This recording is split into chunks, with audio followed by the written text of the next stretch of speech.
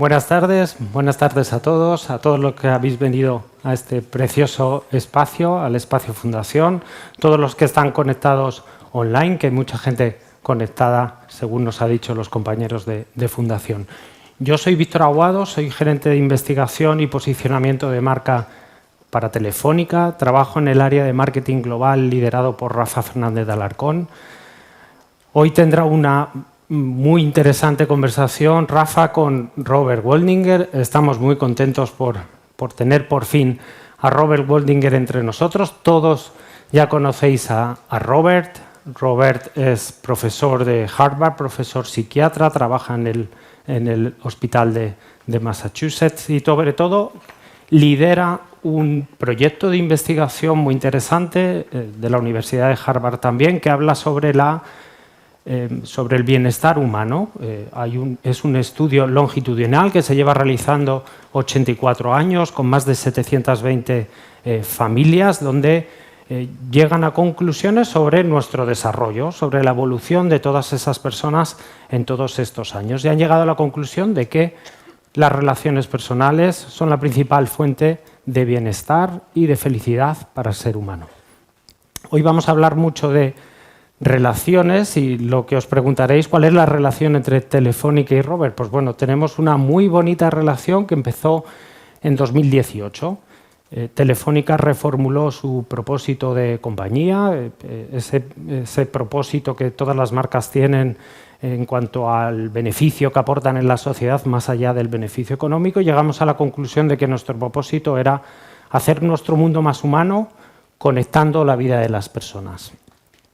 En esta ecuación, hacer nuestro mundo más humano conectando la vida de las personas, la variable fundamental eran las relaciones personales. Y ahí es donde dimos con Robert Waldinger. Dimos con su TED Talk, tiene uno de los TED Talks más escuchados en la historia de la plataforma, donde nos hablaba de ese estudio de Harvard. Os recomiendo que lo escuchéis. Bueno, recomiendo sobre todo que compréis su libro, que es maravilloso, más que el TED Talk, que gracias a la editorial Planeta hoy tenemos aquí a Robert Waldinger, que recoge esos aprendizajes. De ahí esa relación que tenemos Telefónica y Robert Waldinger.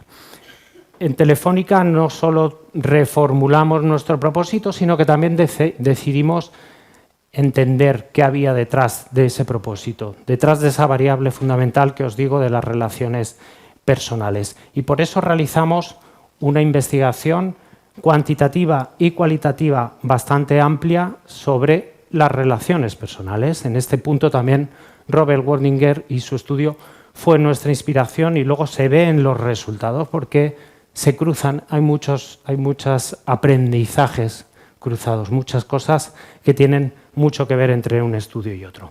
Hemos hecho una investigación, como decía, cualitativa y cuantitativa bastante amplia en todos los países donde operamos, solo nos quedan 3, pero bueno, hemos hecho en UK, en Alemania, en España, en Brasil, en Chile, en México. Ahí abajo vais a ver las banderitas, 9 países en total. Hemos preguntado a más de 11.000 personas en el cuantitativo y hemos tenido casi 100 horas de conversación en los grupos cualitativos. ¿De qué hablábamos? Como os decía, pues entender qué son las relaciones personales, cómo son estas conexiones personales que son la piedra angular de nuestro propósito. Lo que nos venían a decir todos los ciudadanos encuestados, la mayoría, es que 3 de cada 4 nos decían que las relaciones personales son fundamentales para ellos, son fundamentales para la vida. Son como el oxígeno que respiramos. Este estudio se hizo cuando ya la pandemia había pasado y, lógicamente, todos echamos mucho de menos esas relaciones. Pues como veis, 75% de ciudadanos en todos los países nos decía que son fundamentales para nuestra vida las relaciones. Hay un 25% que no. Bueno, cuando leáis el libro de Robert también veréis cómo hay muchas personas que creen que no necesitan estar con los demás, que no se abren a su pareja, a sus hijos. Bueno, luego vais a ver algún ejemplo en el libro cómo esas personas no son tan felices al final, no tienen una vida tan plena, no tienen una salud como aquellos que se abren, que se relacionan, etc. Hay diferencias entre países. No es lo mismo cómo somos de sociables en Brasil a cómo son En UK, fijaros la diferencia, un 65% versus un 85%. Pues bueno, cuando viajamos, todos tenemos amigos en estos países, pero también viajamos, vemos las diferencias de carácter y esto se ve también en los datos, es algo muy interesante. Pero más allá de lo fundamental o no que son para los diferentes ciudadanos las relaciones personales, lo interesante es en estas conversaciones cualitativas que hemos tenido con ellos, por qué son interesantes. Cuando les preguntamos por qué son fundamentales, estas relaciones. Todos llegan a la conclusión, todos nos hablan de la pirámide de Maslow sin nombrar a Maslow. Todos nos hablan de las diferentes, del amplio rango de necesidades que se cubren gracias a las relaciones personales. Empezamos con las relaciones, con las necesidades fisiológicas, el bienestar.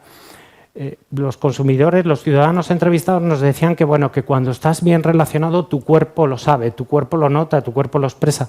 En el libro de Robert hay una referencia precisamente a todos los procesos químicos que se producen cuando estás muy bien relacionado. La necesidad de seguridad también queda cubierta. Necesitamos a los demás para transitar en esta vida, ¿no? Nadie puede caminar solo. Y quien cree que camina solo, como ese 25 del que hablábamos, probablemente tenga algún tropiezo en el camino. Afectividad. Somos seres empáticos, necesitamos querer y que nos quieran, no somos robots. Gracias a estas relaciones personales conseguimos tener cubierta esta necesidad. La comunicación. Gracias a la comunicación aprendemos cómo son los demás, nos construimos. También la necesitamos porque somos muy cotillas y la comunicación forma parte de esto. Necesitamos saber de los demás y, en definitiva, la punta del iceberg es el crecimiento que tienes como ser humano gracias a todas estas relaciones personales. Había un ciudadano en Alemania que nos hablaba que él estaba construido a través de las huellas que le habían ido dejando diferentes personas a lo largo de su vida. Y todos nos imaginábamos las huellas de una playa. Pues sí, en efecto, nos vamos moldeando gracias a las relaciones que forman parte de nuestra vida. Hay diferentes tipos de relaciones. Todas las relaciones suman, lo leeréis en el libro de Robert. Relaciones insignificantes en un principio suman. Un saludo diario con un cartero que es súper amable, que te sonríe, pues te proporciona una energía positiva y todas las relaciones cuentan. Hablando con los ciudadanos nos decían que podían clasificar los grupos de relación teniendo en cuenta dos simples variables: el grado de intimidad y la duración de esa relación, de tal modo que en el cuadrante superior derecho estaría esas relaciones más íntimas y más duraderas que por lo general son la familia propia, la familia de origen.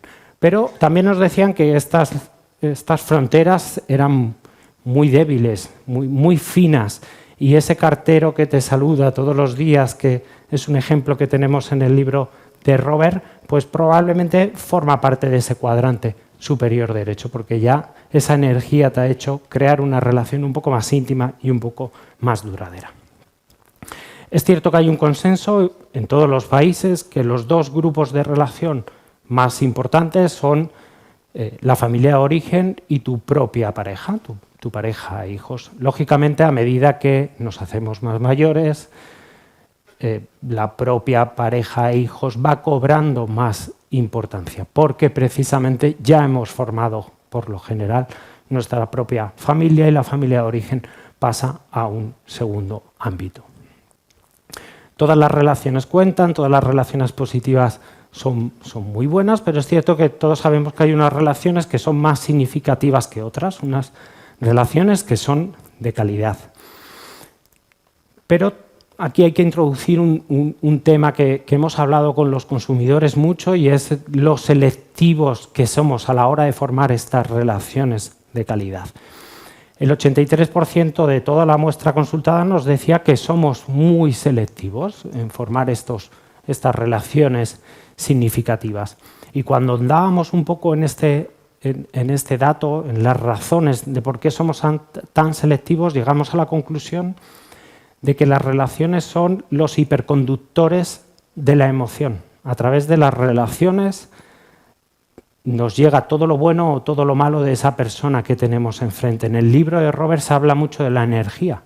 Hay unas personas que te dan más energía que otras. Los que te dan malas energías te ayudan a construir este derecho de admisión. Por eso somos tan selectivos. Hay diferencias de nuevo entre países. Fijaros los súper selectivos que son en UK, un poco menos en Perú, en México, pero por lo general casi 8 de cada 10 nos dicen que son muy selectivos. ¿Y esto a qué nos lleva? Nos lleva a tener como mucho 4 relaciones de calidad. Esa sería la media. Nos dicen todos los consumidores que como mucho tienen 4 relaciones de calidad, se cuentan con los dedos de una mano. Esas son las relaciones significativas de confianza de las que hablamos. ¿Y qué tiene que haber en esa relación de calidad? Pues en un momento dado pensamos, bueno, quizás tiene que haber parentesco, porque si las relaciones de calidad, las más significativas, están entre la pareja, hijos y la familia de origen, puede ser el parentesco, pero fijaros cómo no. Todos coinciden en que tiene que haber confianza, respeto, honestidad. Y de hecho en el libro de Wordinger, que recoge muchísimos ejemplos de ese estudio longitudinal, se habla de familias disfuncionales, de familias con problemas donde deciden tomar distancia, porque hay a veces que tu propia familia no te proporciona esta confianza, este respeto, esta honestidad, no te permite crecer, no te facilita la felicidad. La tecnología es importante. Vais a ver, de hecho, un capítulo muy interesante en el libro de Robert sobre la tecnología. Nosotros como Telefónica, lógicamente, teníamos que explorar la relación de la tecnología con las relaciones personales y lo que hemos visto es que, por lo general, casi el 70% de los encuestados nos decían que la tecnología sí ayuda a mantener relaciones de calidad. Lógicamente, si hubiéramos hecho este estudio antes de la pandemia, seguramente el porcentaje sería menor. Todos hemos experimentado lo relevante que era estar o no conectados. Pero es que incluso nos dicen que las redes sociales juegan un papel positivo en el mantenimiento de esas relaciones.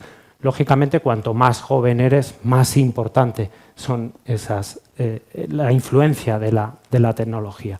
Pero hemos visto en las conversaciones con la gente más senior que también, gracias a la pandemia y a lo que ha sucedido, ven que la tecnología, las redes sociales, pues tienen un papel muy positivo en sus vidas. Por eso estar conectado tiene una connotación muy positiva. Casi el 70% de los consumidores nos dicen que les trae algo bueno el estar conectado, aunque la desconexión también es vital. Hay tensiones. Cuando hablamos con los consumidores, muchos de ellos nos hablaban del sobreuso de la tecnología. Pero aquí voy a citar otro extracto del libro de Robert, donde habla de una foto que se tomó hace muchísimos años, cuando no existía el teléfono móvil, en el metro de Nueva York, y toda la gente estaba con el periódico así, mirando el periódico. Si hacemos esa foto hoy en día, todos estaremos con el móvil. Siempre ha habido distractores, siempre ha habido entretenimiento también, y eso es lo que sucede ahora. Pero por lo general nos hablan de la tecnología desde un punto de vista muy, muy positivo. Voy a traer un ejemplo de un señor bastante senior en Argentina que entrevistamos, que nos decía de una manera muy simple cómo la tecnología facilita las conexiones y lleva a la felicidad. En los años 30, y cuando le mandaba una carta a sus padres, tardaba un mes en llegar. Ajá. Bueno, y después pensaba que cuando se fue mi hija, si yo le mandaba una carta, tardaría una semana. Claro. Y ahora con esta conectividad es face to face instantáneo. Eso es fantástico. Más sencillo no puede ser, pero el señor, pues, por supuesto, su hija vive en UK y él decía, bueno, si yo estuviera viviendo esta separación en los tiempos de mi padre, pues sería muy difícil hablar con ella. Yo ahora mismo conecto Zoom y hablo con ella inmediatamente. Bueno, la tecnología, por lo tanto, es la principal fuente de felicidad, de salud, de bienestar y en este entorno especialmente complejo que vivimos, crisis económica, subida de precios, guerra en Ucrania, crisis climática, pandemia, etcétera. Bueno, la solución, la forma en la que podemos superar este momento tan incierto precisamente son las relaciones. Este sentimiento de comunidad, este sentimiento de estar con los tuyos es lo que te puede permitir liberar esa ansiedad, superar esas situaciones incómodas. En el libro hablan de personas que vivieron la Gran Depresión en Estados Unidos y la Segunda Guerra Mundial y precisamente hablan en sus testimonios de que el estar junto a sus seres queridos fue lo que realmente les permitió salir adelante, les permitió tener una vida feliz, superar esas situaciones. Bueno, el estar juntos es lo que nos permitirá, con nuestras relaciones, mirar al futuro. El estar conectados nos llevará mucho más lejos. Podéis descargar este estudio en la web de mejorconectados.com, pero ahora viene lo bueno, porque es la conversación entre Rafael Fernández de Alarcón y Robert Waldinger sobre el libro Una buena vida.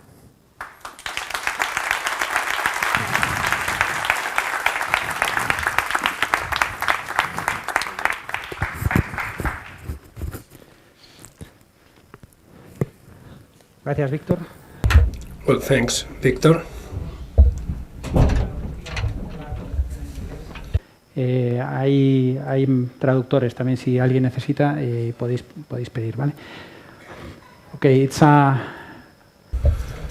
Bueno, es un placer estar aquí contigo en persona, Robert. Estuvimos aquí hace 2 años hablando contigo por Zoom, pero lo importante es que se ha producido la conexión humana, porque no es lo mismo en presencial que por Zoom. Y bueno, ya te ha presentado Víctor y ha dicho lo importante que eres en cuanto al trabajo que estás haciendo en la Universidad de Harvard y en este estudio. Y es un placer tenerte aquí en persona y también tener a tu esposa Jenny y a tu hijo David con nosotros. Así que muchas gracias por haber venido y pasar un tiempo con nosotros en Madrid. Bueno, es una conversación muy agradable porque podríamos hablar de Robert y Rafa, o podemos hablar de 2 instituciones muy antiguas, porque tú representas un estudio de 84 años de duración y yo represento una empresa que tiene 99 años, una empresa de comunicaciones. Y sabemos lo difícil que es mantenerse año tras año y hacer que las cosas funcionen. Entonces, ¿nos puedes empezar a decir qué tiene de especial este estudio, esta investigación que estáis haciendo, que es la más larga que se ha hecho en el mundo, sobre qué es lo que nos hace felices? Bueno, en primer lugar es un placer estar aquí y estar contigo, con Víctor y con todo el equipo, porque yo conocí a todas estas personas por Zoom hace muchos meses. Entonces, por fin poder verlos en persona es un placer, es maravilloso. El estudio, como has dicho, lleva 84 años haciéndose. Seguimos recopilando información de las mismas personas, de los mismos sujetos. Es el estudio más largo que se ha hecho con las mismas familias en la historia de la humanidad. Empezó en el año 1934 y empezó siendo 2 estudios que eran independientes. Los 2 se hacían en Harvard. Uno lo hacía los estudiantes de Harvard College y era un estudio sobre el desarrollo normal desde la adolescencia hasta la madurez. Y ahora, bueno, nos sonreímos porque quieres estudiar el desarrollo normal, no solo estudias a hombres blancos de Harvard. Ahora siempre tenemos que explicar a nuestro gobierno por qué tienen que seguir financiando el estudio, porque ahora ya tenemos más diversidad, afortunadamente. El otro estudio se hizo en la Escuela de Derecho de Harvard y era sobre la delincuencia juvenil, y era en concreto un estudio sobre cómo algunos chicos que nacían en unos contextos muy difíciles, en familias muy pobres de la ciudad de Boston, y también familias que tenían problemas de violencia doméstica, enfermedad mental, adicciones, etcétera. Entonces, cómo estos niños eran capaces de desarrollarse bien, de una manera sana. Y lo que no era normal de estos dos estudios es que eran estudios sobre el bienestar, es decir, sobre qué es lo que va bien, qué es lo que funciona bien cuando nos desarrollamos como seres humanos. La mayor parte de la investigación que se había hecho se hacía sobre lo que va mal al desarrollarnos, para luego saber cómo se puede ayudar a la gente, cómo se puede dar una solución. Pero lo que era innovador era estudiar qué es lo que era bueno y cuáles eran los mejores predictores para tener una buena vida y una vida feliz. Y entonces luego incluimos a los cónyuges de estos hombres, a sus esposas, luego a sus hijos. Ahora ya tenemos más de la mitad de los sujetos son mujeres, más de 2.000 sujetos tenemos en este estudio, que siguen funcionando a día de hoy. Sí, con mucho éxito, porque por lo que hemos visto en el libro, a mí me sorprende un estudio de 85 años y cuál es el índice de personas que han abandonado el estudio y los que siguen con un compromiso con este estudio, porque cualquier relación necesita tiempo y esfuerzo. Bueno, la mayor parte de los estudios longitudinales paran antes o se detienen antes de los 10 años, porque muchas personas salen del estudio, abandonan el estudio, entonces ya no es significativo o se pierde la financiación, por ejemplo. Pero en nuestro estudio, el 84% de los sujetos se han quedado en el estudio durante 85 años. Es un índice de participación sin parangón. Y esto tiene que ver con los directores anteriores. Yo soy el cuarto director de este estudio y los anteriores y sus equipos les enviaban postales el día del cumpleaños a los participantes o cartas dándoles las gracias cuando respondían a los cuestionarios, o si tenían un problema les buscaban un médico o un terapeuta. Entonces es un estudio en el que hemos intentado crear un sentido de comunidad, y por eso se queda la gente, creo. Bueno, yo que vengo de las telecomunicaciones y que miramos mucho los datos para saber cuántos clientes, cómo podemos retener a los clientes, vamos a estudiar cómo lo habéis hecho vosotros con esta gente. Y bueno, esto también es una lección que nos dais. Tienes que invertir en cualquier relación, incluso en una relación con los sujetos de tu estudio. Entonces ahora, después de 85 años, ahora tenemos un libro que se llama Una buena vida. Entonces dime, ¿qué es para ti una buena vida? ¿Qué significa este título? Bueno, ¿qué significa el título? Esto es algo que hemos descubierto basándonos en nuestros datos, y al principio no nos lo creíamos. Descubrimos dos cosas importantes.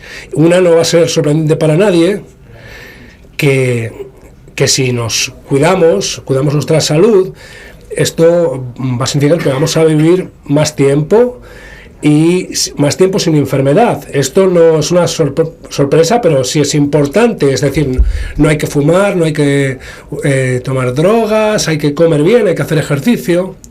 Todo esto es muy importante y nuestro estudio lo demuestra, como también lo demuestran otros estudios. Pero la parte que no nos creíamos fue cuando empezamos a ver que las personas que permanecían más tiempo sanas y que vivían más tiempo eran las personas que tenían las mejores relaciones con otras personas. Porque para nosotros tenía sentido que si tienes más relaciones ibas a ser más feliz, eso lo entendemos todos. Pero nuestra pregunta era, ¿cómo es posible que tener mejores relaciones pueda hacer que tengas menos problemas cardiovasculares o artritis o diabetes 2? Y pensamos, bueno, quizás esto es una casualidad y tenemos este hallazgo en estos estudios, pero luego otros estudios empezaron a llegar a esta misma conclusión, y esto es importante porque ahora sabemos por qué queremos que muchos estudios encuentren lo mismo, de manera que podemos tener confianza en que esto es un hecho científico. y ahora está muy establecido que esto es verdad. Así que hemos pasado los últimos 10 años en nuestro laboratorio intentando comprender cómo funciona esto, cómo es que las relaciones pueden entrar en nuestros organismos y cambiar nuestra situación fisiológica. Bueno, pues un hallazgo muy importante para una compañía que tiene que ver con las comunicaciones como la nuestra. Por eso, como ha dicho Víctor, nos enamoramos directamente con vuestro estudio y contigo. Pero has dicho que al inicio de la investigación había 2 estudios. Uno que eran estudiantes de Harvard, que tenían una buena situación económica, y otros que eran pobres. Y hay un mito de que el dinero es lo que te da una buena vida. Entonces, ¿cuál es tu opinión? ¿Piensas que el dinero, la situación económica influye algo? ¿Es importante? ¿Y que las relaciones son iguales de importantes entre los ricos que entre los pobres? Bueno, lo que nosotros encontramos, averiguamos al comparar estos grupos por ejemplo, el grupo tan desfavorecido comparado con los privilegiados de Harvard, es que un grupo no era más feliz que el otro. Los de Harvard no eran más felices que los de los barrios pobres de Boston. Y bueno, por supuesto estamos hablando de medias. Tenemos personas muy felices en cada uno de estos grupos y personas muy infelices en cada uno de estos grupos. Pero lo que estaba claro es que ser rico, ser adinerado no te hace más feliz. Ser famoso no te hace más feliz. John F. Kennedy era uno de los sujetos del grupo de Harvard, y Ben Bradley, que era el editor del Washington Post, que es un periódico muy importante en los Estados Unidos de Norteamérica, era también un sujeto de este estudio. Pero lo que vimos fue que las cosas que se supone que nos tienen que hacer felices, pues la fama, el dinero, realmente no hacían a las personas felices, tampoco te hacen infeliz. Simplemente va por otro lado, es independiente. Y lo que realmente hacía felices a las personas en los 2 grupos eran las conexiones que tenían. Y bueno, estamos hablando mucho de la felicidad. Entonces, para ti, ¿qué es la felicidad? La diferencia, ¿cómo es la diferencia entre la felicidad y el placer cuando haces un trabajo científico en este sentido? Bueno, empezaron a estudiar la felicidad, digamos, en los últimos 25 años. Antes de eso nadie estudiaba la felicidad, no se consideraba una materia seria para el estudio científico. Y luego nos empezamos a dar cuenta de que al aumentar la riqueza económica, nuestra felicidad no aumentaba. En algunos países, de hecho, disminuía.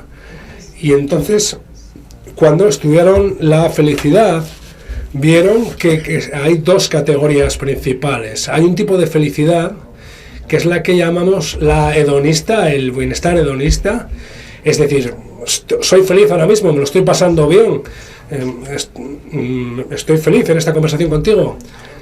Pero bueno, después de una hora, cuando pase una hora, puede pasar una tragedia y ya no voy a ser feliz. Entonces esa felicidad hedonista viene y se va. El otro tipo es lo que se llama el bienestar eudaimónico, que viene del griego, es decir, que la vida tenga un sentido. Y lo que sabemos es que todo el mundo quiere tener estos 2 tipos de felicidad, pero que, por supuesto, queremos tener la del momento, de sentirnos bien en el momento, pero además todos queremos saber que nuestra vida tiene sentido, tiene algún valor. También sabemos que cada uno de nosotros, todos valoramos los momentos felices. Algunos los valoramos más y otros valoran más la felicidad a largo plazo y la de que tu vida tenga sentido. Bueno, hemos estado hablando sobre lo que es una buena vida, hemos estado hablando sobre la felicidad, hemos estado hablando del amor, de estas relaciones que tienen sentido, ¿no? Entonces, ¿qué es una relación que tenga sentido? ¿Cómo definirías una relación con sentido? Es decir, ¿cuál es la receta para la felicidad, para una buena vida? Bueno, podemos obtener cosas muy buenas de relaciones diferentes. Me gustaría empezar con esto, pero cuando pensamos en nuestras relaciones cercanas, ¿no?, las relaciones que son más importantes para nosotros en nuestras vidas, hay características comunes. Y una de estas es el sentido de que yo puedo ser yo mismo en esta relación, es decir, no me tengo que esconder y no tengo que esconder partes importantes de quién soy, o no tengo que fingir que soy alguien que no soy, ¿no? Entonces, este sentido de autenticidad es algo muy importante. Tenemos que sentirnos seguros en las relaciones, tenemos que sentir que no se nos va a atacar, es decir, que no se nos va a criticar de manera injusta, que la gente no nos va a hacer daño. Y sabemos que cuando la gente no se siente segura en las relaciones, pues muchas veces se baja de ellas, ¿no?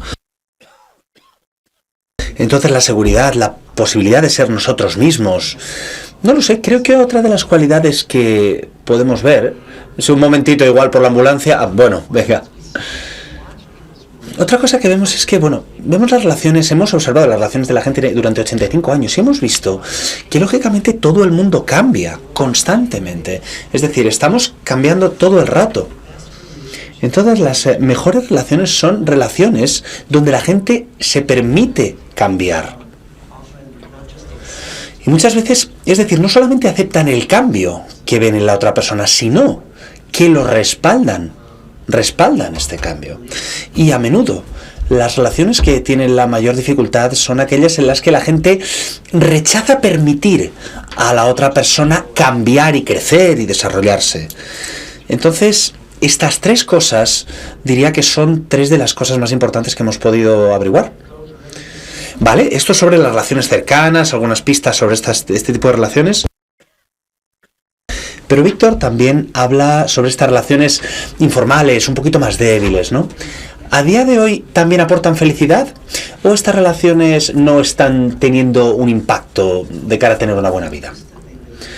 Bueno, solíamos pensar que solamente las relaciones cercanas eran cercanas, ya fueran amigos, es decir, solamente las relaciones cercanas eran importantes, ya fueran familia, amigos, pero empezamos a estudiar a otros grupos, a otras personas, en relaciones como muy informales, ¿no? Que al final resultaron ser muy importantes en nuestras vidas, en la vida de otra gente. Entonces, pues a lo mejor es la persona que nos corta el pelo, ¿no? O la persona que nos trae el correo, o la persona que nos sirve el café, ¿no? La persona que nos trae lo que sea. Es decir, son pequeños intercambios amistosos que al final pues respaldan nuestro bienestar, nos hacen sentir bien. Es decir, tenemos como pequeñas pinceladas, ¿no? De buenas vibraciones, y muchas veces esto nos recuerda que somos parte de una comunidad, que pertenecemos a una comunidad, con lo cual a veces tenemos lo que llamamos vínculos débiles, ¿no? Pero yo creo que se deberían llamar vínculos informales, e importan para nuestro bienestar. ¿Y todas las relaciones son positivas o podemos tener relaciones negativas que nos puedan llevar a una mala vida en lugar de una buena vida? Bueno, a ver, en primer lugar, ninguna relación es positiva constantemente, y esto es importante porque en ocasiones pues imaginamos que, no sé, pues una relación romántica o como una relación de amistad que se supone que no va a tener conflicto y demás, nunca es el caso. Toda relación importante tiene desacuerdos. Pero lo que vemos es que el factor importante, el factor fundamental no es si estamos de acuerdo o no, sino si podemos solucionar este desacuerdo y cómo lo hacemos, ¿no? Es decir, que nadie se sienta como que ha ganado o que ha perdido, sino que podamos entendernos mejor uno a otro, y a menudo esto hace que las relaciones sean más sólidas. Pero, volviendo un poco a tu pregunta, hay algunas relaciones bastante estresantes, es cierto, que reducen nuestro bienestar y que también destruyen nuestra salud. Ha habido algunos estudios que muestran que hay matrimonios con muchísimos conflictos y muy tóxicos, donde la gente no para de pelearse, son muy infelices, y esto al final es malo para nuestra salud y al final acaban rompiendo, que es casi lo mejor que puede pasar en este caso, ¿no? Pero es cierto que en un momento estábamos estudiando parejas, llevamos a parejas a nuestro laboratorio y les pedimos que discutieran, les pedimos que sacaran los temas sobre los que suelen discutir, es decir, pues no lo sé, las tareas de casa, el dinero, los hijos, y sabían que se les estaba grabando, pero enseguida se olvidaron y empezaron, bla, bla, bla, pues tú, pues esto, pues lo demás allá. Entonces, en este caso, queríamos saber qué relaciones iban a durar y qué relaciones iban a romperse. Y tratábamos de predecir esto. Les hicimos un seguimiento durante 5 años y no importaba cuán enfadada estaba la gente hacia la otra persona, esta intensidad de la discusión no era un predictor de si las parejas iban a seguir juntas o no. Era si podíamos ver afecto y respeto dentro de la pareja, incluso aunque estuvieran discutiendo. Entonces, creemos que este cimiento de respeto es muy importante, y si no tenemos esto y no podemos encontrar una manera de tenerlo, ahí es cuando las relaciones pueden ser bastante destructivas para nuestra salud. Okay, and you're talking about the evolution of the relationship. Muy bien, estamos hablando de la evolución de las relaciones, de los matrimonios y demás, y en tu libro hay un capítulo muy interesante sobre qué es lo que busca la gente en diferentes fases de la vida, desde la infancia hasta la adolescencia, hasta la edad adulta. Es decir, ¿lo que necesitamos de las relaciones cambia con el paso del tiempo en nuestras vidas? Sí. Hay cosas que necesitamos a través de las relaciones que siguen durante toda nuestra vida, ¿no? La seguridad de ser nosotros mismos, en sentirnos respaldados y demás, pero hay otras formas, hay otras cosas a las que necesitamos cambiar. Por ejemplo, los adolescentes necesitan modelos y necesitan límites, necesitan mucho afecto, pero no lo necesitan, ¿no? Cuando tienen 40 años y no quieren que sus padres les digan qué hacer y qué no hacer. Entonces, esta es una de estas áreas en las que queremos permitir a los demás crecer y desarrollarse. Lo que necesitamos en nuestra edad adulta más temprana es un mentorazgo, ¿no? Seguramente, incluso en el lugar de trabajo. Es importante que la gente encuentre mentores. También en la vida educativa, en muchísimas áreas de la vida. Es decir, encontrar mentores es fundamental para que los chavales y los adultos jóvenes pues puedan seguir desarrollándose. Y lo que aprendemos sobre el desarrollo de los adultos es que cuando llegamos a una edad mediana, más o menos, es muy importante que esta gente de mediana edad se pueda sentir mentora de la próxima generación. Es decir, pueden ser no solamente padres, también pueden ser un buen mentor para una persona en el trabajo, en su comunidad, etcétera. Entonces, lo que sabemos con la gente de más edad es que la gente de más edad tiene que sentir que sigue importando, ¿no? Y esto es una parte importante de nuestra identidad cuando nos hacemos mayores. Como que, no sé, queremos sentir que el mundo nos sigue necesitando, que quiere escuchar lo que tenemos que decir, especialmente que el mundo, pues no lo sé, que quiere aprender de nuestra experiencia como gente mayor, ¿no? Porque la gente mayor es un pozo de experiencia que quiere compartir. Entonces, no sé, diría que en función de dónde estemos en el ciclo de la vida, lo que queremos y lo que necesitamos de nuestras conexiones, pues puede cambiar. Muchísimas gracias, Robert. Bueno, hablando sobre relaciones con el paso del tiempo y hablando sobre cómo las relaciones tienen un impacto sobre nuestras vidas y demás, ¿hay alguna consecuencia en tu cuerpo? Es decir, ¿has podido estudiar de manera científica que una buena relación tiene algún impacto químico sobre tu cuerpo, reduce el estrés? Es decir, ¿cuál es la manera? Es decir, ¿qué pasa entre una relación y tener una buena vida? ¿Qué pasa entre medias? Bueno, siempre estás hablando como un científico, ¿no? Los científicos siempre hablan así. ¿Cómo funciona esto? ¿Cómo funciona lo otro? ¿Qué pasa entre medias, ¿no? Que es lo que me estás preguntando. Bueno, hay muchas hipótesis sobre esto. Hay muchas investigaciones que se están llevando a cabo. Pero la mejor hipótesis tiene que ver con el estrés. Y tiene que ver con la idea de que las relaciones nos ayudan a regular el estrés y nos ayudan a regular las emociones negativas. La idea de que, bueno, a ver, el estrés se produce, ¿no? Todos los días, muchos estamos estresados y el cuerpo reacciona ante el estrés. Normalmente, pues con algunos cambios físicos, pues aumenta la tensión, aumenta el pulso, pasan muchas cosas. Y cuando el estrés se elimina, cuando el riesgo o los retos se terminan, se vuelve otra vez al equilibrio físico.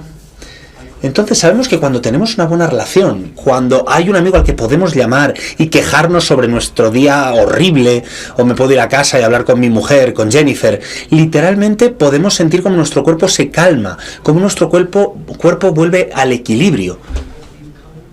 Y lo que hemos visto a partir de estas investigaciones es que la gente que está aislada, la gente que está sola, cuando no tienen a estos amigos para ayudarles a gestionar estas situaciones de estrés, su cuerpo permanece en un modo de estrés bajo.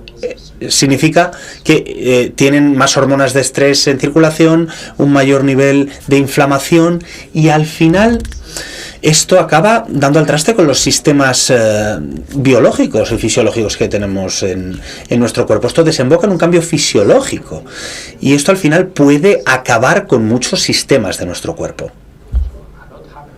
Bueno, entonces pasan muchas cosas entre medias, muchas cosas.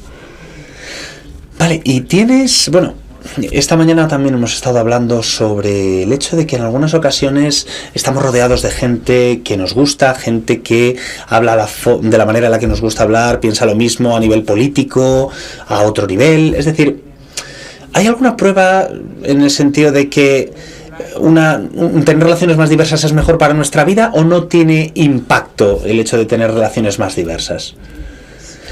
Pues fíjate, no estudiamos esto de manera concreta. A lo mejor podríamos haberlo hecho. Bueno, hay muchas cosas que podríamos haber preguntado, pero no preguntamos esto de manera concreta.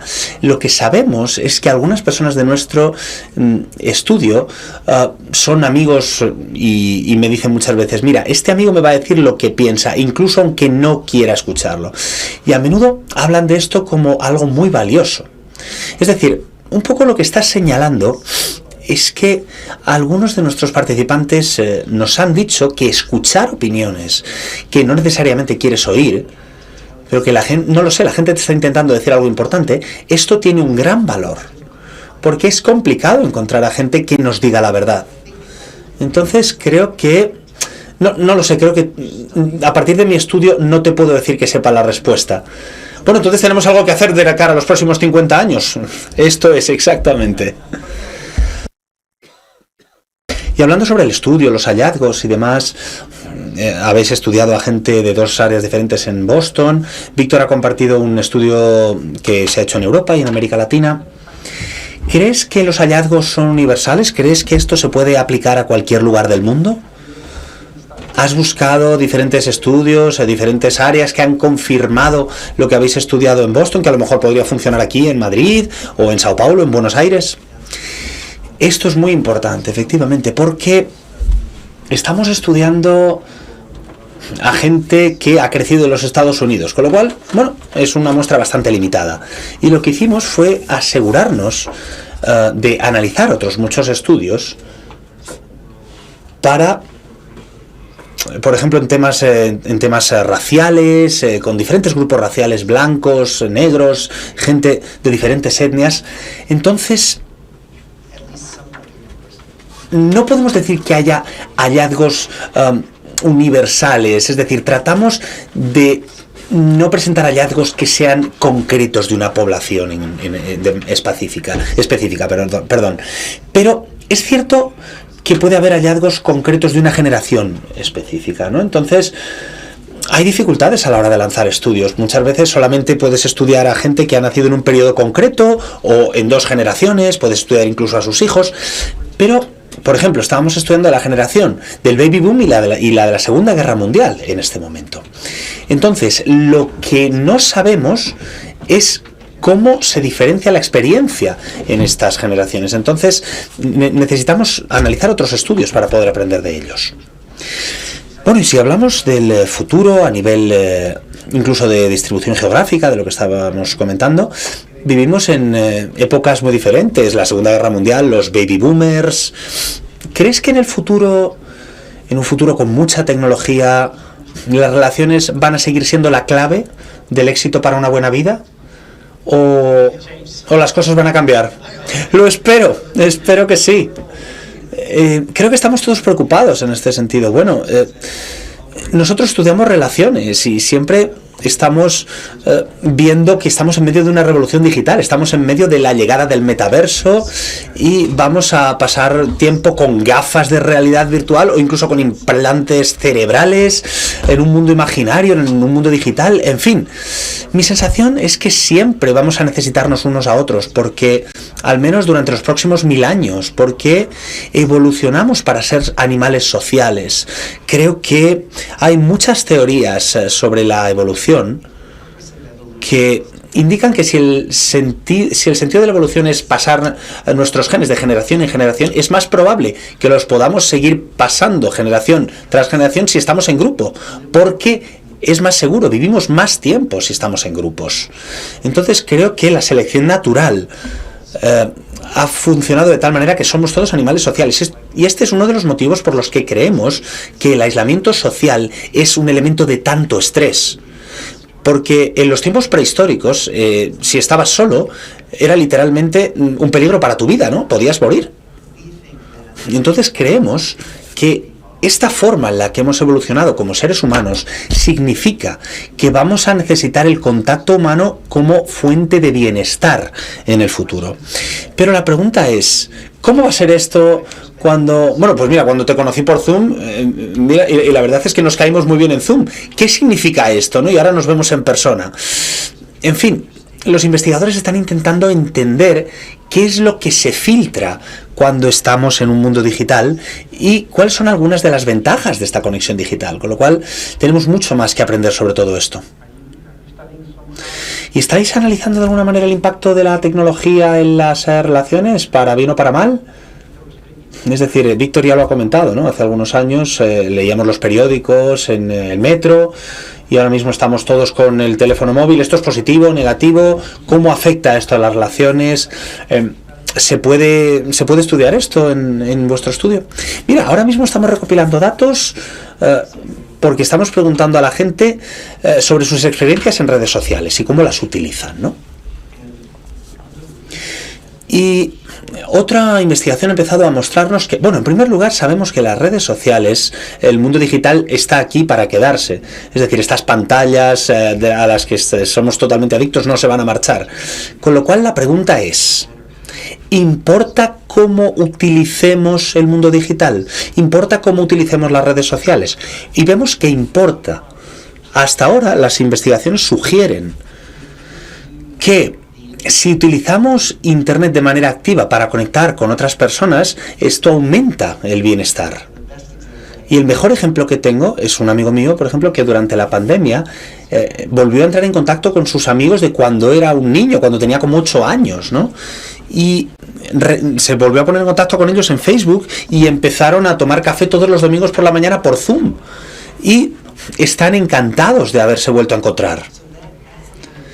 Entonces, este es el tipo de conexión activa que parece aumentar el bienestar y mejorar nuestro sentido del humor. Pero cuando consumimos el contenido de redes sociales de manera pasiva, esto reduce nuestro bienestar. Es decir, los adolescentes son especialmente susceptibles a esto, pero todos nosotros lo somos. Cuando analizamos las vidas que mostramos a los demás en redes sociales, que están editadas hasta el límite, que son vidas maravillosas, sin ningún tipo de problema, puede dar la impresión, no sé, de que todo el mundo tiene una vida estupenda, menos yo, ¿no? Entonces, no lo sé, ¿cómo lo ha hecho esta persona? Todo el mundo se lo está pasando estupendamente, tiene una vida maravillosa, menos yo. Esto baja nuestra autoestima, esta autoestima, como digo, aumenta los niveles de ansiedad y de depresión, con lo cual posiblemente lo que tengamos que hacer es aprender y enseñar a nuestros hijos cómo utilizar el mundo digital, cómo utilizar Internet de forma que nos haga sentir mejor y que nos aporte más energía y que nos haga tener más esperanza, y cómo huir, ¿no?, de estas partes de Internet que hacen lo contrario. La verdad es que esto es muy interesante. En tu libro, cuando hablas de la tecnología, hablas sobre la atención. El hecho de que posiblemente la atención es una de las cosas que está sufriendo un mayor impacto por el boom de la tecnología. Es complicado captar la atención de la gente durante un tiempo prolongado, cómo esto cambia, ¿no? Se cambia de una actividad a otra, cómo esto afecta al cerebro, cómo esto afecta a nuestras relaciones. Es decir, ¿cuál es tu punto de vista? ¿Cuál es el rol de la atención en las relaciones? Es decir, no hablar con alguien mientras estás mirando el móvil, este tipo de cosas. Bueno, yo soy meditador zen, con lo cual la atención para mí es muy importante. La meditación tiene todo que ver con prestar atención al momento presente, y uno de mis profesores, de mis maestros zen, decía algo que pienso todo el rato. Decía, la atención es la forma más básica de amor. Y lo que quería decir es que la atención es posiblemente lo más valioso que tenemos para darnos unos a otros. Y el riesgo de la revolución digital es que es menos probable que estemos prestando toda nuestra atención a los demás. Ahora mucho más que antes, mucho más que nunca. El software está diseñado para captar nuestra atención y mantenernos ahí pegados y no dejarnos marchar. Entonces la pregunta es, ¿cómo podemos tener una mayor intención a la hora de dirigir nuestra atención para con los demás? Y creo que esta es posiblemente una de las cosas más importantes en el sentido de cómo funcionamos en nuestras relaciones, de cómo ofrecemos nuestra atención a al resto de personas, ya sea en casa, en el trabajo. Creo que esto es una parte fundamental de escapar un poquito de este mundo digital. Muy bien, bueno, creo que he captado tu atención durante bastante tiempo, con lo cual, bueno, tenemos mucha gente por aquí con nosotros, así que quizá pues podemos abrir la sala a preguntas. Si alguien tiene alguna pregunta para Robert, pues por favor. Si no, yo tengo 10 preguntas más, no hay problema, como veáis. Buenas tardes. Y enhorabuena, la verdad es que ha sido una conversación muy interesante. Me pregunto si ha valorado el hecho de que en el futuro los humanos podamos tener relaciones con máquinas, con inteligencia artificial. Es decir, ¿qué pasa con esto? Porque estamos rodeados de robots o, no sé, como seres, y para nosotros son como humanos, ¿no? Entonces pueden estar contentos o pueden estar tristes. Por ejemplo, si el cartero es una máquina o si el recepcionista es una voz que me hace feliz. ¿Qué tipo de sensación, de sentimiento le traslada esto y cómo cree que puede evolucionar esto en el futuro? Gracias. Bueno, la verdad es que es una pregunta muy muy buena. No sé, creo que nadie lo sabe, ¿no? Nos asusta un poco. No sé cuántos de vosotros habéis visto la película Her, que se llamó igual aquí en España, Her, H-E-R. Es una película extraordinaria. El protagonista se enamora de un software, de una voz exactamente, la voz de Scarlett Johansson. Era increíble, ¿no? Y da mucho, mucho miedo.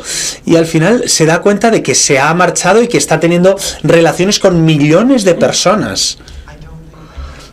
No creo que entendamos la implicación de todo esto. Sabemos que vemos que puede haber software con cualidades humanas. Yo hablo con mi asistente inteligente en casa, ¿no? A veces le grito, le digo, cállate, Alexa. No es un ser humano, se nos olvida. Entonces creo que la pregunta es... No sé, bueno, todo lo que puedo decir es que yo no lo sé. Me da un poco de miedo y sigo pensando a la vez que es muy interesante, pero... creo que, bueno, lo descubriremos. Tenemos mucho que aprender en el futuro cercano sobre cómo esto va a evolucionar y nos va a afectar. Ahora mismo prefiero las relaciones en persona, como, no sé, estas dos personas que están aquí sentadas y aquí. Gracias. ¿Alguna más?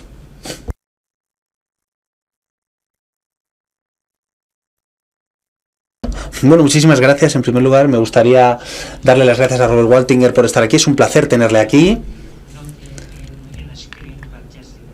Bueno, y es mejor estar aquí que a través de una pantalla, perdón. Bueno, entiendo que es un pensador zen.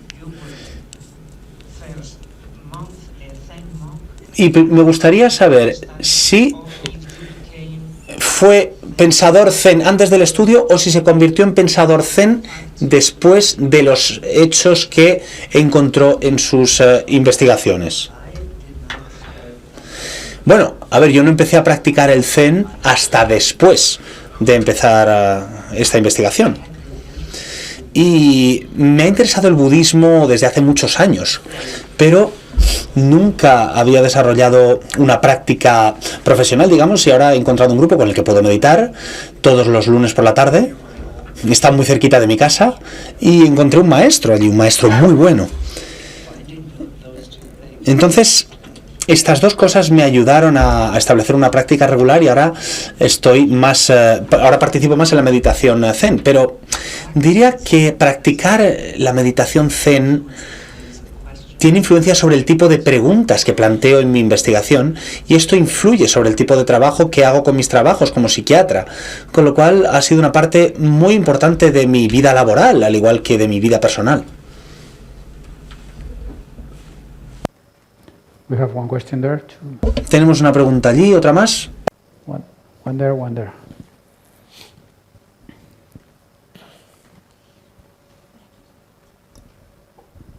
Hello.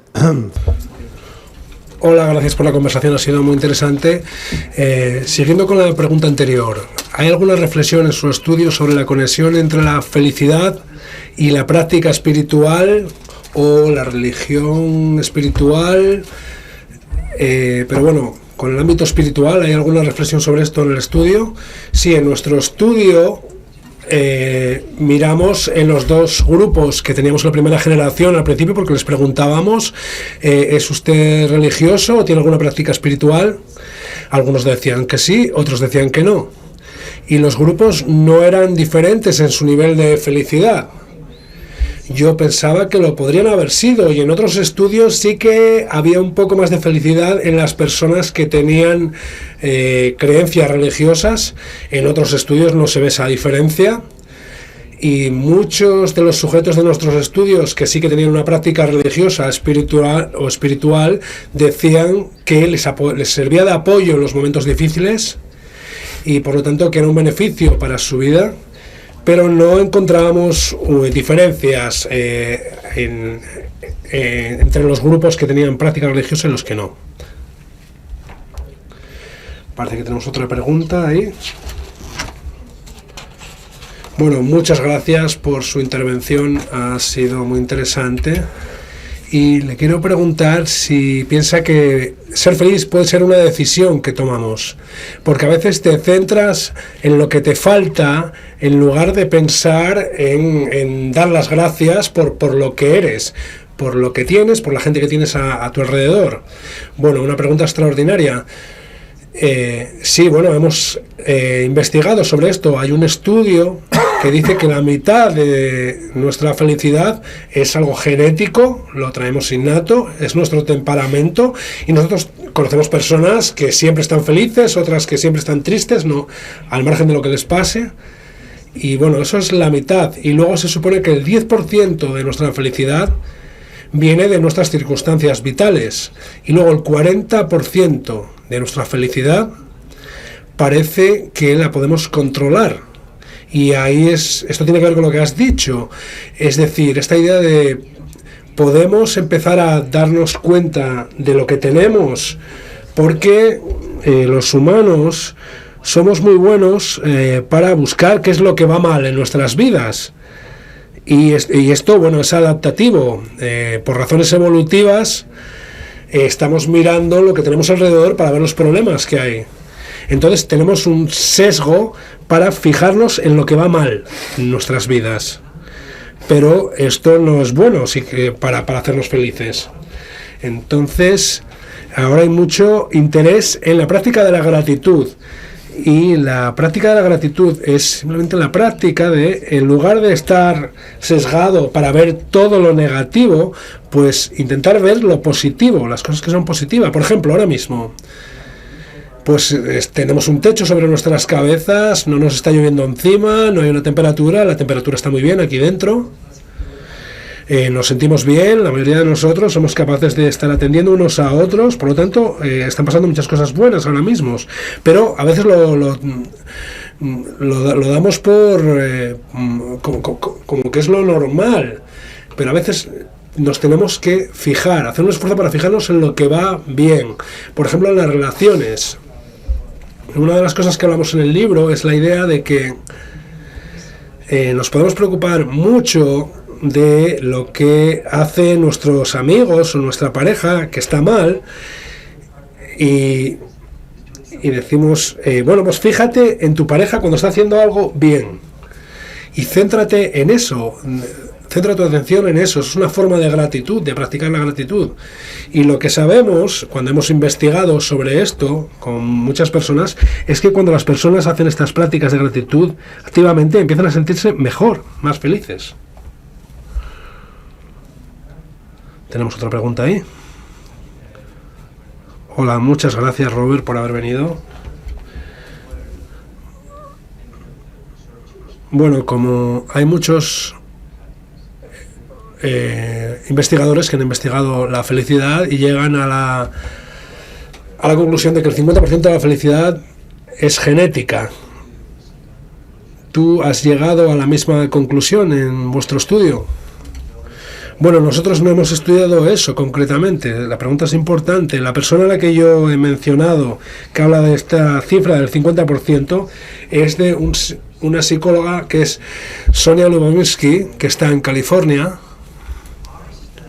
Y nuestros estudios, nosotros hacemos algunos análisis genéticos, pero nos interesa más los patrones de los genes que se activan y se desactivan con el estrés. Eso es en lo que nos centramos nosotros en nuestra investigación, no en qué parte de nuestra felicidad es que viene por genética. Yo creo que ahora se están haciendo más estudios sobre esta parte, pero no te puedo hablar basándome en nuestros datos. A ver si tenemos alguna otra pregunta. Me pregunto si usted sabe que en este país hay un alto índice de personas que sufren regularmente de problemas de sueño y de ansiedad. Y si viajas en el autobús o en el metro o vas por las calles, puedes ver que casi todo el mundo, o un alto porcentaje, se están comunicando. Entonces, ¿cómo encajan estas dos cosas? Y otra cosa, te puedo interrumpir ahí porque no estoy seguro de si he entendido bien la pregunta, así que antes de que continúes, a ver, me estás diciendo que si hay muchas personas que tienen problemas de sueño y ansiedad y están medicadas en este país, parece que es donde hay más personas que toman medicación para estos problemas en Europa, y sin embargo todo el mundo se está comunicando muchísimo unos con otros. Entonces, bien, la comunicación no lo soluciona todo, pero me gustaría saber lo que usted opina sobre este dato.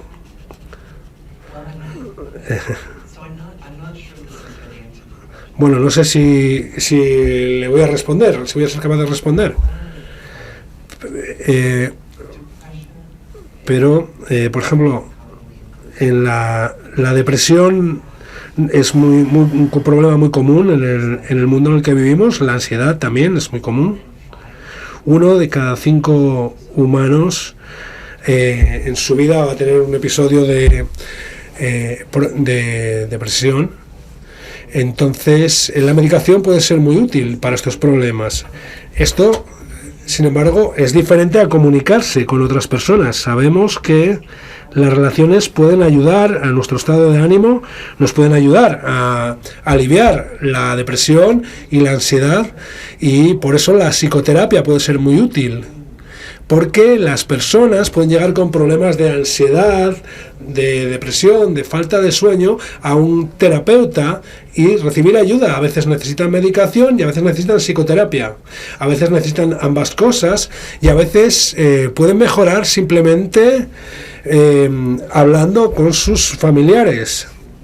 Así que cada caso es diferente y la solución a los problemas que estás mencionando son diferentes en función de cada persona. No sé si de esta manera te he respondido, pero es lo mejor que puedo hacer para responderla como psiquiatra.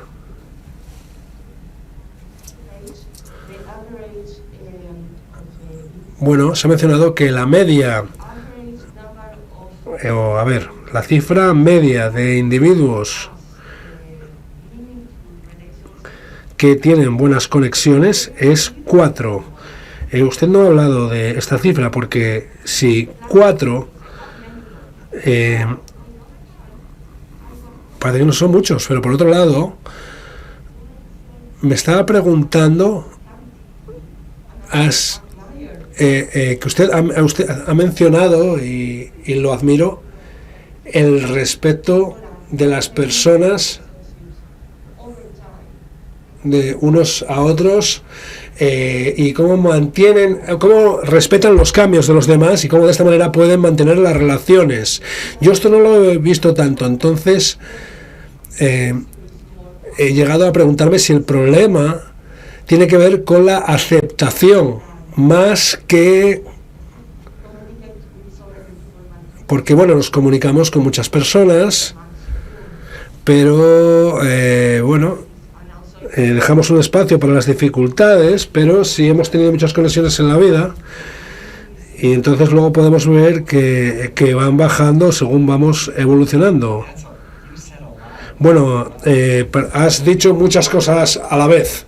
Entonces, en primer lugar, quiero decir que el número 4 de Víctor, de las 4 tipos de relaciones que ha dicho Víctor, es que cada uno es diferente. Hay un espectro. Algunos somos muy introvertidos y tímidos, y otros somos muy extravertidos y abiertos. Ambos casos son muy normales. Es muy normal ser tímido, y las personas tímidas no necesitan muchas personas en sus vidas. De hecho, si hay muchas personas, si eres un introvertido, esto es estresante. Entonces, para una persona introvertida, pues una relación o dos quizás ya es necesario. Para una persona muy extravertida, esa persona quizás necesite mucho más que 4.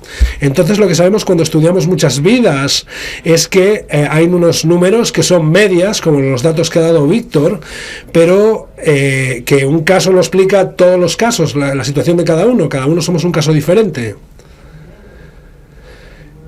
Y luego, sobre el comentario que has hecho sobre la aceptación. Bueno, yo creo que aceptar el cambio es una parte de lo que hemos dicho. Esta idea de que pensar que...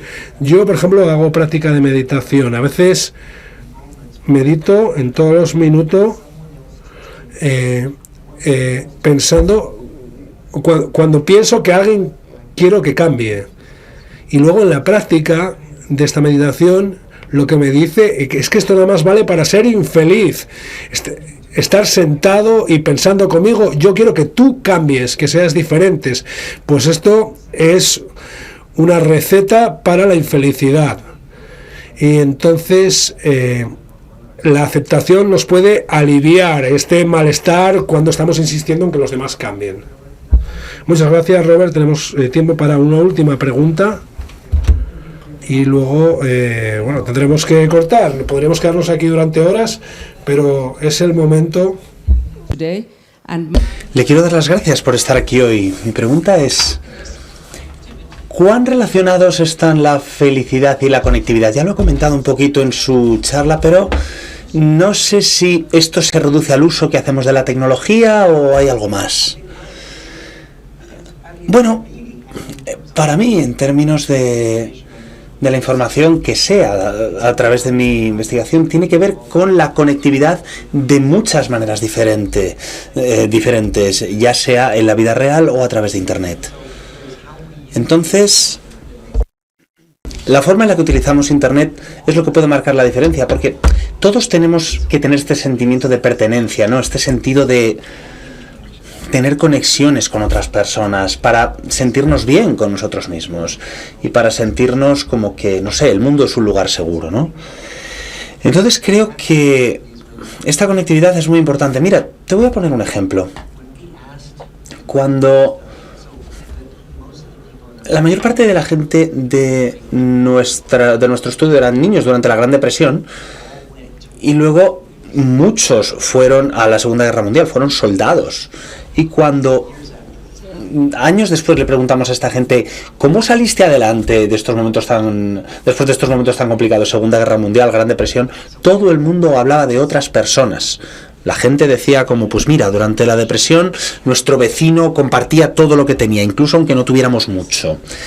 Y decía, mira, durante la guerra, las cartas que llegaban de casa, mis compañeros soldados, todo tenía que ver con la gente. Con lo cual, lo que estás preguntando es que, no sé, creo que la conectividad es algo universal, y con el paso de los años creo que es la fuente universal de felicidad para la gente. Bueno, gracias a todo el mundo. Sentimos si alguien se ha quedado sin preguntar. Hemos hablado de muchas cosas, ¿no? Hemos leído el libro y es maravilloso escucharte en persona, estar aquí contigo. Recomiendo a todo el mundo que lea el libro y que vuelva a ver esta conversación en la página web de Fundación Telefónica, pero sin hacer spoiler. Creo que, bueno, terminas el libro diciendo cosas muy bonitas, en fin. Quiero darte las gracias por estar aquí con tu con tu mujer, liderando esta investigación que es inspiración para todos nosotros, y gracias por tu generosidad por compartirla con todos nosotros. Eres una inspiración para muchos. Muchas gracias. Muchísimas gracias por invitarme. Gracias.